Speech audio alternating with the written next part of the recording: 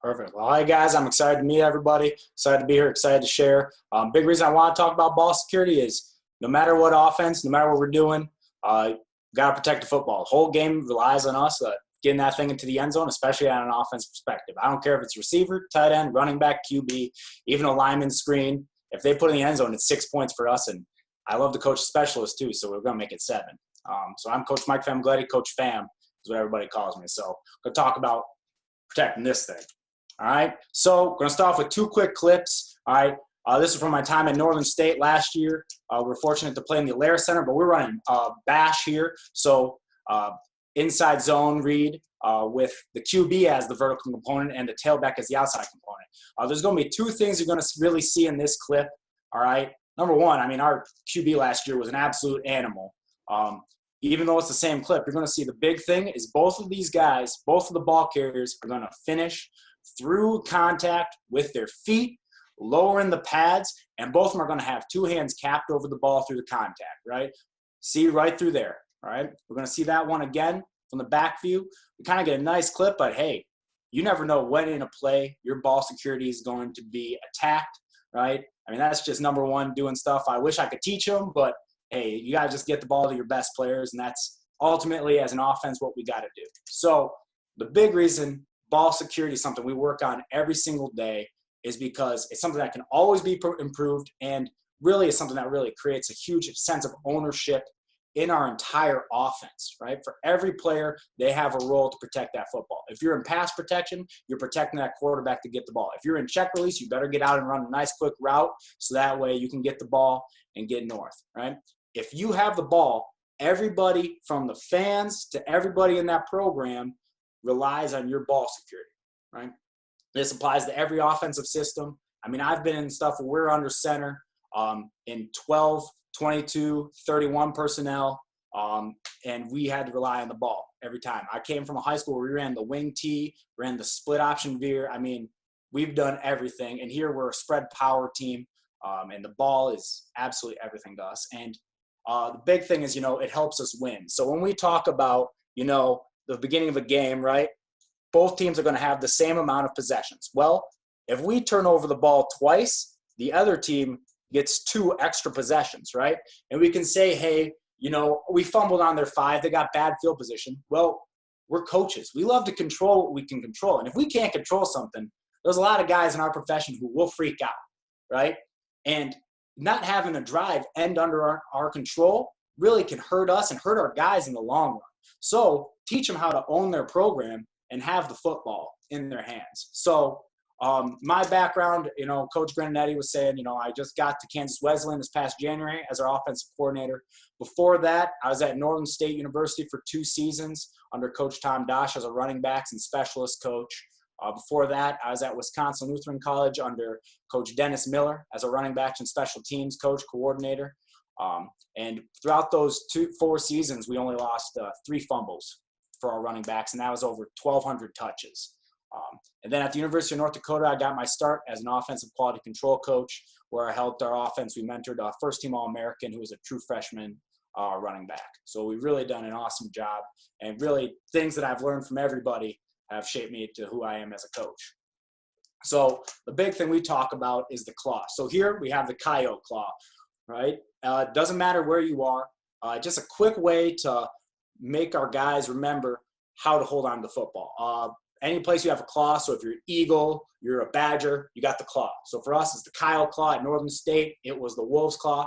At Wisconsin Lutheran, we called it the shield because warriors don't have claws. But it's a simple way to always say, hey, let's maximize the surface area that's protecting the ball. So I always big stickler on elbow in, want to wrap the hand over the top, have the ball facing up, right? Have it pressed tight against our forearm and our chest, right? We always see, and I even got my mom trained on this, so it's not that hard to recognize in a game. But if you see that ball any sort of air or outside of body frame, you can see why there was a fumble, why there was poor ball security, right? And then we also talked about the second arm. So I used to be a big believer in, hey, let's just cap over the top.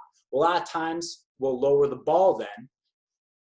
And now I've become a big believer of, hey, let's get that off arm tight, keep that body tight, right? Because a lot of times the defenders want to tweak the elbow, rip out here. Well, here we got that extra stability.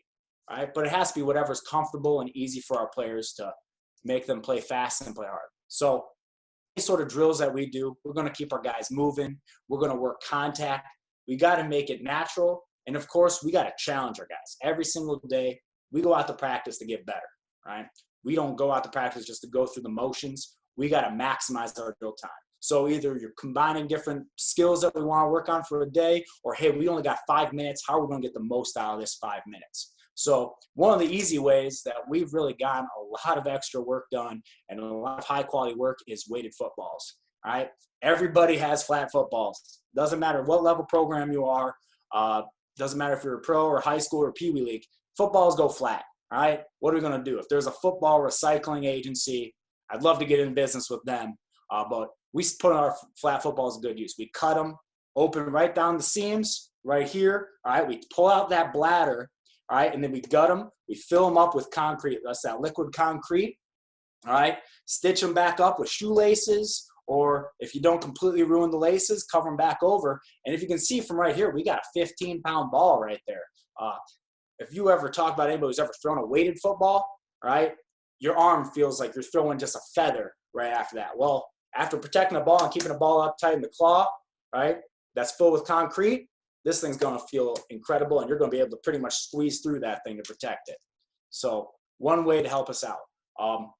I've really loved to incorporate ball security into our daily warm-ups, right? So when I've been a running backs coach, we've had started off every practice by, hey, getting our dailies in, right? Our daily warm-up. So just a nice little 10 yards back and forth, right? And the right arm going down and the left arm going back. We got to carry it with both arms, right? So we get our normal dynamics in, such as our high knees, working on form run, and then getting other body positions going, such as getting the third leg, getting that off arm down on the ground to regain and keep that balance, having a forward roll, which is something we'll do in pads where they're almost doing a somersault, but still having to keep the ball tight, working the spin move where we'll cap it or we'll hold the arm here to keep that ball tight, because with radial force, that thing always wants to slip out a little bit and we're vulnerable. We'll work circle, or as I'll call squirm. We'll see that where a running back, we have the third leg down, we keep the feet running, moving a circle. You'll see a great game clip of that. I'll work a hard cut, so that way as soon as we get to the 5 yards, we're making that great burst in either a left or right direction, and then some partner stuff to warm up. A weighted carry where we got a partner pressing down the ball over the top, and then trailer hitch, where big coaching point at the trailer hitch, if you're the guy who's hitching the trailer, so you got your hands on the person's hips, you're giving them resistance for 3 yards, right? Tailback or whoever's going to be bursting out, the rest of the 10, have your feet wide. I've had a lot of my feet stomped on and my toenails busted because I had my feet narrow, all right? Coach, how many times a week do you use the football with the concrete in it with your drills? So every day that we'll work ball security, we will probably have our weighted footballs there for our bag drill. So I'd probably say 2 to 3 days a week. And during fall camp, it's an everyday thing. The running backs are very big fans. That was very sarcastic. All right. So we're going to see a couple clips here. All right. So when we talk about our spin move, all right, we're going to see a clip of our split zone right here. Yes, the super back or our fullback number 88 could have been tighter to the heel line to kick out the defensive end, but he does his job at least enough here. Well, our aiming point here at Northern was the butt crack of the center. Again, easy to remember. Here, all of our aim points are play side, inside leg of the play side guard, all right? And he just gets north there. But we see the spin move, does a great job of keeping that ball tight, all right? Does also a really good job of then getting north. Right? So we talk about our hard cut. We're going to be accelerating almost the full speed in one direction. Well, we got to make that sudden and complete change. So here, we're running our mid zone. All right. So our tailback's aiming point is the imaginary tight end's outside hip here. All right. Everybody's working reach or wash. First 3 steps, you got to give us a clear read. All right. Tailback is pretty much told we're hitting outside here if we get out there reached. And if anything crosses our face, right, we're getting north. Or if we can't get out of there, we're reading outside in. Right. This week, we knew their front side backer really keyed our swiping super back or fullback. So we know that would clear at that and open that up with him trailing our super back, swiping back. So here, our tailback actually hits this all the way backside A on the cut, but does a great job of being at full speed, sticking a foot, keeping that ball tight, pads low, and getting north, getting us a nice 16, 17-yard gain. So that's part of our dailies here. Here's the squirm or the circle drill, as we've called it. So again, inside zone, gets the hands down, keeps the feet running in a circle. So we get contact right here at the 50. Should be down, keeps the feet going, gets us a first down, right? Easy as that, right? If we keep our feet going and we never give up on a play, we're going to get a lot of extra yards and really help out our team and get us into better situations. Our big key, if you were the ball carrier, is we want to get in a better situation than what we had. So here we talk about the trailer hitch. So honestly, we got a free demo right here. Here we went tackle over, went our true inside zone. So we're blocking what we would call the -3 here, all right? His aim point is still butt crack of the center, but it's going to be a little further over as our point is still over to the right. So he's going to get downhill on 4th and 1, does a great job of running through, pad level low, and that's our trailer hitch drill. Right here, he's going to be grabbing onto the hips, keeps the feet going, keeps them going. And this is just a tough man. I wish I could say I taught him all that, but really it's just him having the great tenacity and grit to keep going. And that's the stuff that we like in our tailbacks and our players at any team to have when protecting the football for our teammates. One thing that I always get questions about is, hey, how do we have our QBs work things different? Our QBs have a unique situation where they have to be a little more upright in our pocket and then be able to transition to being a ball carrier. So we really want them working, moving with 2 hands on the ball, right? Having that thing stable, having them be able to then transition to being a ball carrier, being able to slide, and we got to have them process. So every sort of drill, our quarterbacks are processing something. So it's got to be quick. It's either fast, it's slow, it's, hey, when there's some sort of signal. And we can do any sort of way to attack this ball. You can use a pool noodle. We could have a bag, like a hand shield, or we could even use a glove or even your bare hands. I've been at programs at all levels where we don't have all the fancy equipment. We don't have 50 managers. Use our injured guys, get people involved, help out the team any way we can. So we talk about, hey, being able to process, right? Transitioning from being in the pocket to being a ball carrier. How is he a threat? So a good athlete, guy has a lot of grit, right? Processes first read, second read, pockets collapsing, gets north, right? Well, not a perfect slide, does get his feet, saves us, right? Saves him from taking a huge shot, which we don't need in a game that went to double overtime.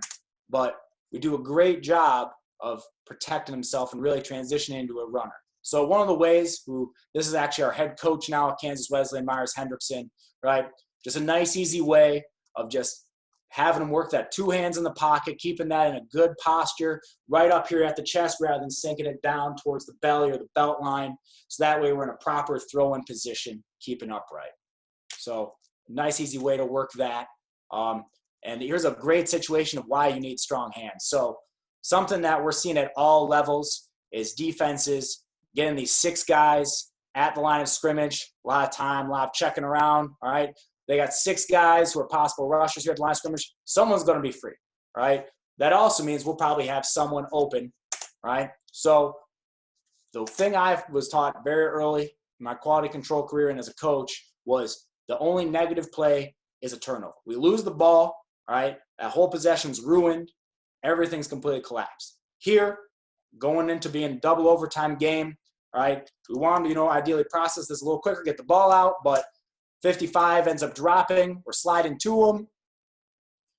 He ends up dropping right into the hole zone. Well, he's got 2 hands strong on the ball here, takes a sack. We're able to kick a field goal, keep living, get some points on the board, keep our team in the fight.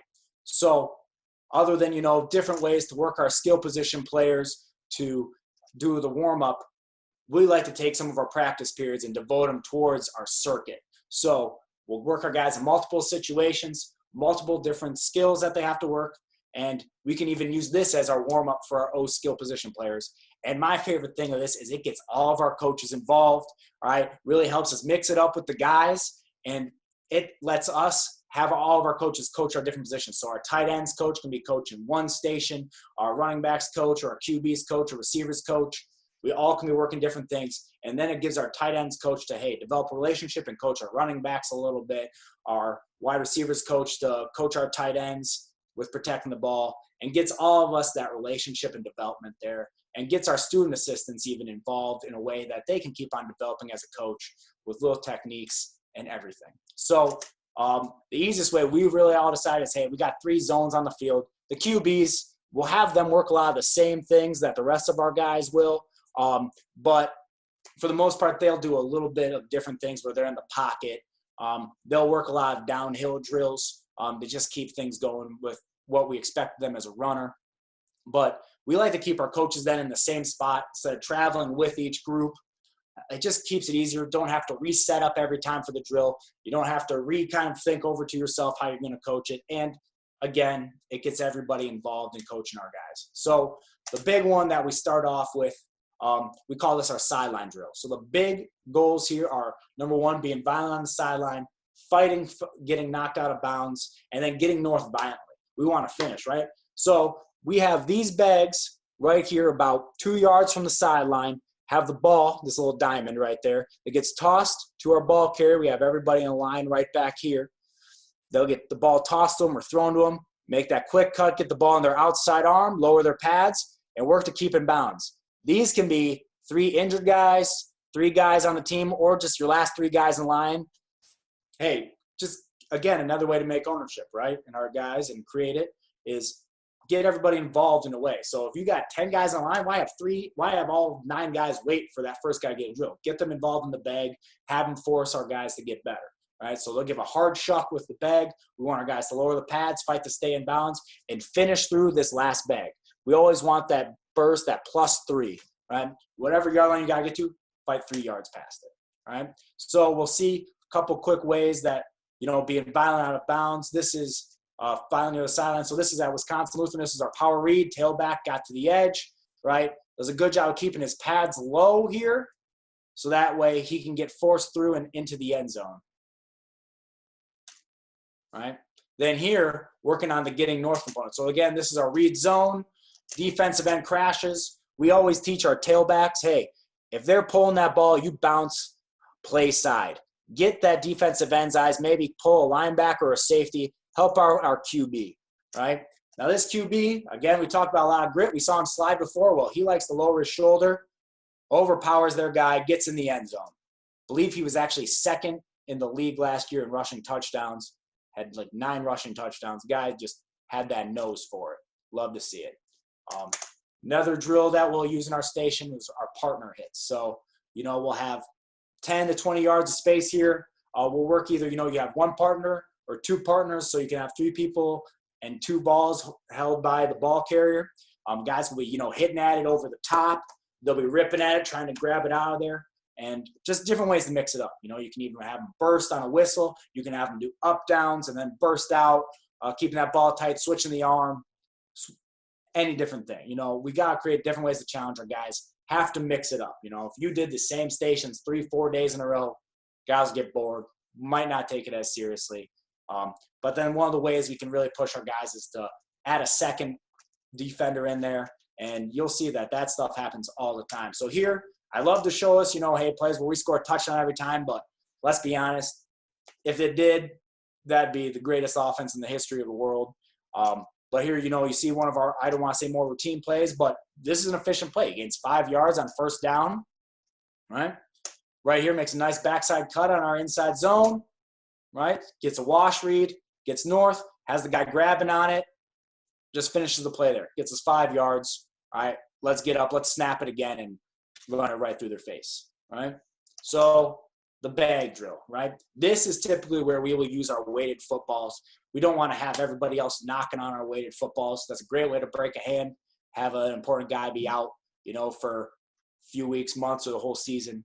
And just different ways to mix it up. We can have guys carry 2 balls, carry the weighted balls, go on a catch, go on some sort of cut, some sort of reaction drill. Any different way that you've worked bags, laterally, vertically, go on ahead. And big thing you just still got to emphasize is the claw, right? So right here, you'll see our quarterbacks again. We seem to get a lot of film of them doing drills. right? So just a nice, easy form run. But you see right here, we have the ball in our left hand, right?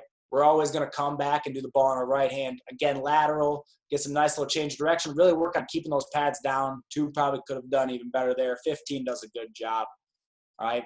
Here, practicing changing direction, right, with the heavy football, right? Keeping that ball still in the claw, working to keep it vertically, right? And just a nice little way to change directions, press tight to the bag. So here you see our tailback, a lot of inside zone that we have here. We pretty much lived off that power. So downhill, right? Maybe he gets a little greedy, a little over eager on the cut, all right? Ends up pressing tight to the bag, does a great job of getting north, but the whole time you see that ball is tight in the claw, right? Right in his dominant hand, gets north, gains us a few yards. Again, efficient play, all right? So one of our favorite drills that we started doing last year is dog fight. So we got 4 to 6 guys in a square. They're all working to knock the ball out. So the thing that this works is, hey, you're always going to be doing something while you have the ball. Let's get it subconsciously and unconsciously always protected, have it be part of our body. We always say, hey, if you're going to lose a football, that's like losing an arm, right? Can you play football? Can you really do the best for your teammates by losing your arm, losing a leg, or losing your head? You know, we want to really keep that ball tight while they're trying to knock the ball out of everybody else. And you never know. That guy could be behind you trying to knock it out of your hands, and we could have it go for 30 seconds or even till the last person has the ball in their hands. So just getting another way to do that. So here, tailback's really applying a lot of the things that we work in our drills. So you see here right at the beginning through the line of scrimmage, could keep doing a better job of keeping that elbow in. Dude just had massive biceps. It's always sometimes a challenge for those guys. Shoulder issues, but does a good job. Gets north, finishes the play with the ball, gets a helmet right here at the end to it, but ends up finishing the play with the ball. So it's 2 different ways that we're really, always got to be ready for it. All right. So then we can completely combine every single drill that we've done. And during the middle of a play, you never know what situations you're going to be in, when you're going to have to protect the football, and how we're going to have to protect it. So we'll start off by being in the gauntlet, go over the bags, make a hard cut, start off with 2 footballs, and then just finish through, dropping one of them right here, keeping the other one in the claw. There's great drills of the Miami Dolphins working this drill. USA Football had an awesome video of it, and we started using this one at the University of North Dakota, and then at Wisconsin Lutheran, we really used this one. And there's a few times where you're just going to see plays where guys are going to have to go through all of them. They're going to have to step over guys, keep those legs strong. People are going to be ripping at it, and you're going to have to make a cut. So here we have our slot receiver out to the left. We really love a lot of speed outs, that little quick concept right there. Gets knocked down, keeps on his feet, keeps working and finishing the play, right? No whistle, just keep going. Steps over, keeps the ball tight this whole time. Really works on having it in the claw. Keeps finishing the play, keeps the feet going, really keeps fighting. Now, that's a huge play in a tight ball game, right? So then here, we're running a mid-zone play, right? This is literally the entire combo drill all in one. We have the gauntlet right there. We have them going over the bags. We have them making a cut, finishing through with the legs, getting those extra yards. Just an awesome job by that tailback. So another way to work it, again, the reason we do these combo stations is to just maximize our practice time. You got 5 minutes, you want to work ball security or some indie, let's have multiple people get work out of it. So here, we'll have our quarterbacks and our running back, wide receivers working simultaneous footwork drill. Really the big thing is, hey, we always want our QB, whether they're front foot set or back foot set for their mound, to just be ready and be able to release that ball as quick as their read is open. So this helps a lot of times with your stick, your speed out, your quick game, or any sort of drills like that, or any concepts that you have. We'll typically have our skill position players have some sort of quicker agility drill, QBs doing something where they're going to be facing vertically at their target the whole time. And as soon as that guy finishes his skill position, finishes his agility drill, QB's just going to let it release click. So here, right in the game, we're in a quads formation. Absolutely love this. We ran stick. Really love the stick concept. So tailback hits it. Ball's already out by the time he's hitting it, right? So he has to be ready. Expect the ball when you least expect it, right? And just does a great job of keeping the feet going, finishing the play. I mean, shoot, I don't teach that guy how to do that, but he does a really great job of just fighting, and a great job by our whole team owning it. So another combo station, we've called this Northern drill, we've called it ball skills. I really thank our old offensive coordinator at Northern, Coach Schaefer, who's now at University of Indianapolis, for getting us this one. But it's just nice and easy. You have, say, this is the 10-yard line right here, all right? You have this guy on, say, the 5 and the 15 here, all right? And another way this one creates ownership is our QBs run this one, all right? They're telling them the different routes we want to work. So we're working either near shoulder, far shoulder on our hitches. And do you have to use a ton of cones? Do we have to have guys set up 8 million things? No. We got to field it. We're going to be using the field proportions and everything anyways on a game. Let's just use that to set up our drill. Get it going real quick. Great way to warm up our skill position players, get the QB's arms warmed up. But we'll start this from the sideline or maybe just over the sideline. QB is just out of bounds depending on your field size. And, they'll go opposite. This QB will control this line. This QB will control this line. And they'll just have quick hitch right on the numbers, right? We can work quick hitch on the numbers. We can work a flat route or a drive or a slant across and have to get vertical by the other yard line. And we can even work fades to then work attacking the ball in the air. So everything that we do there has a purpose. It's a great way to warm up for everybody and a great way for our guys to just take control and then us working on knocking the ball loose, doing everything to help them out. So here you're going to see us run our drive concept, right? So it's a really awesome job by our tight end right here on the 10-yard hunt route, right? Getting open, QB finds them late, pockets collapse and everybody's tight on their guy, right? So we have the under route, right? We have the drive route. We have a comeback, right? And then, of course, we got the big money post right over the top. Tailback is check releasing out to the flat here. So it does a great job, right? Sees it open up, but right through contact, just makes him a natural ball catcher, right? Gets our guys ready to catch the ball in any sort of situations. And, hey, it's going to come at you quick. We got to get that thing as soon as it touches our hands, work on getting into the claw. I'll show that one from the tight view, sorry. All right. There's a lot of dead film on this clip. All right, so he stems out, goes flat, does a great job. All right. If anything, he can just keep staying that flat, right, instead of fading off away from it, but does a great job of tucking it in right away, get a first down. All right. So here we see another clip right here. This is our wide receiver, did an awesome job for us last year. It was probably one of the best players I've ever seen right here in the slot of just catching the ball and getting north right away. Wasn't a huge guy, but did an awesome job of just catching the ball, bringing it tight to his body, and working every drill that we work on. Just sticks it right there at the top of his route, catches it, and then just turns and gets straight north. Does a great job of protecting the ball right there through the claw. Huge play on what's essentially a 6-yard route. It's an awesome job. I mean, guys just doing their job and getting them to the right guys, getting the ball to the right guys in these situations will really make us good football coaches and really help out our guys and help out our team.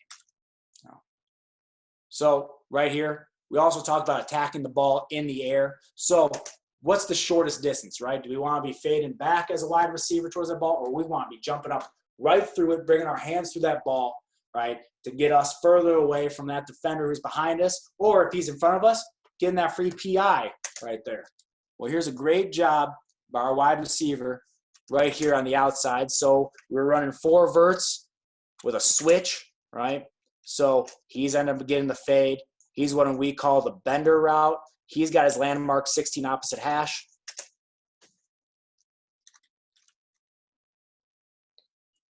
All right, does a great job of jumping up and attacking the ball in the air. All right, tailback checks release. Great job of just jumping up and attacking the ball. Does a great job of not having any sort of movement that keeps bringing him, fading him down the field. You see him jumping back up towards the ball, gets us down at the 1. Arguably, I wouldn't be surprised if an official calls that a touchdown now. So big things with any circuit that you do, you got to make them your own. We showed you some examples we do. We make ours our own a lot of times. We'll mix them up. Like to work a little bit of combo drills. We like to work some ball security as far as, with the weighted balls. We'll do different sort of reaction drills. We'll even, hey, if you're struggling with inside zone or outside zone or whatever it is, incorporate your ball security into that. Have the bags be on angles, have the bags be stacked in front, and really, maximize our practice time. That's one of the big things we do here at Kansas Wesleyan. We're not going to practice as much as anybody, but we're going to practice better than other teams that we face, anybody. So we'll be on the field maybe an hour and a half. We're going to combine a lot of the drills. We're going to do a lot of combination drills, a lot of different things that, hey, we'll take that 5 minutes and we're going to get 15, 20 minutes of work out of that 5 minutes, right? Because everybody's doing something that's connected. And ultimately, they're not going to be doing indie on a game day. So another way is, hey, let's get some involvement with our players. You got 6 running backs in a room, let's say. How do we help that 6th guy get involved? Well, maybe if he wins a ball security circuit, or, hey, he got dinged up in practice because he got tackled by your first team all-conference defensive end, right? Well, have him be the guy with the bags. Have him be the guy who's throwing the balls to someone. Have him whack with the noodle or the bat or anything like that. And then ultimately, guys, we're teachers in this. How do we teach them how to respect everybody? Well, we teach them one way to just respect this ball, respect and love their teammates, right? Ultimately, the fundamentals, doesn't matter what team you are, what program you are. If you're going to protect the ball, you're going to have a great season. You're going to do awesome things every game. And then it's something we can also emphasize every single practice, right? Doesn't matter what drill it is. You can be going team against the defense, be live, even in Skelly, protect that ball. And everybody on our team, whether a lineman or a kicker, as you'll see a clip of, has something to do with protecting the football, right? So my contact info, I got a couple clips after this one to just show you guys. And, Coach can open up for questions if anybody has anything about anything. But, yeah, I've talked about specialists, special teams.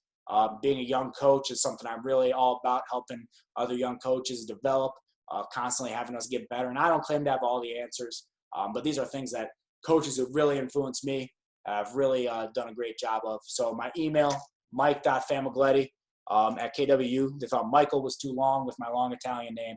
And then just keep it easy on Twitter, famKWU.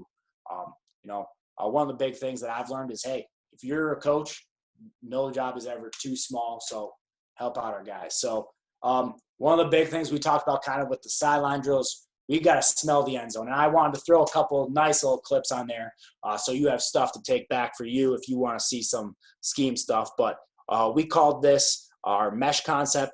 It was called Mexico. So the greatest name in the world for our tight ends this route is the kamikaze. We're telling him reach this far side backer.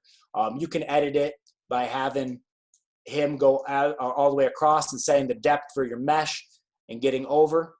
As we know, mesh, this is the cheese that we want all the defense to look at, but really we want to hit the ball somewhere else. We got a dig outside by number 1.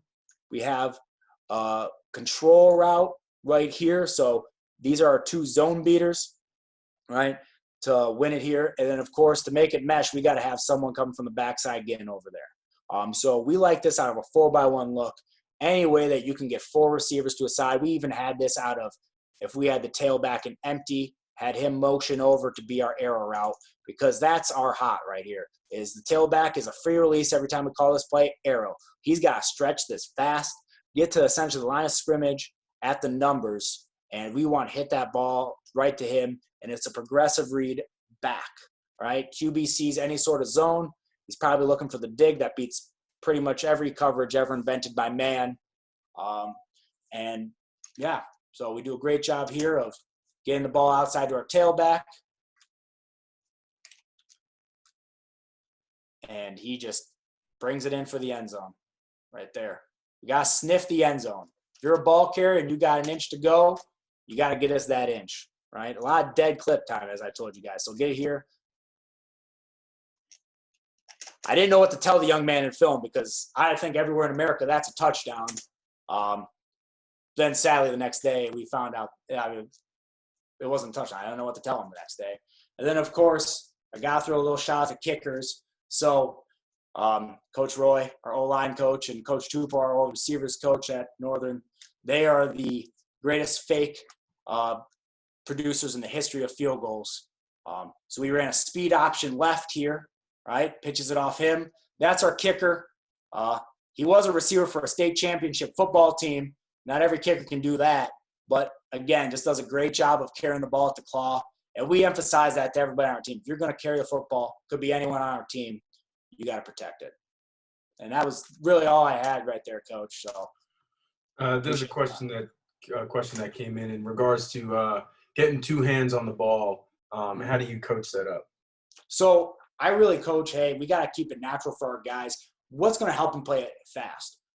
If they're going to be constantly thinking about, like, hey, the coach always said like this or like this. Lately, I've become more of a fan of the stabilizing arm, because that'll keep it all to the chest. It'll keep the elbow from getting pulled in and the forearm getting pulled out. But as long as we can maximize the surface area of the football that we're protecting. My issue with lowering the ball here is it'll cause it to be flat. And if you can cause it to be too low and too flat, you're giving that thing up. Sure. Does anybody else have any questions for Coach while we're going through? Obviously, Coach put us contact information in there. So, follow him on Twitter. Shoot him an email if you have any more questions that you came to mind later on, and just another coach out there that you can connect with and learn from. So obviously, he knows a lot more than just the ball security stuff. So feel free to pick his brain, man, and the same goes for everybody else in here. Just continue to learn and grow from each other. But nobody has any questions, man. Coach, I appreciate you jumping on this evening, man, and getting on talking some ball security. Really means a lot that you were able to offer up some time. So thank you. I really appreciate the time. Absolutely. Go Coyotes, and yeah, we're looking for 2021 guys. So if anybody's got theirs to shoot out, they absolutely can. So. Yep, you'll be getting my list soon, Coach. Thank you. All right, y'all. We'll see you at 8:00.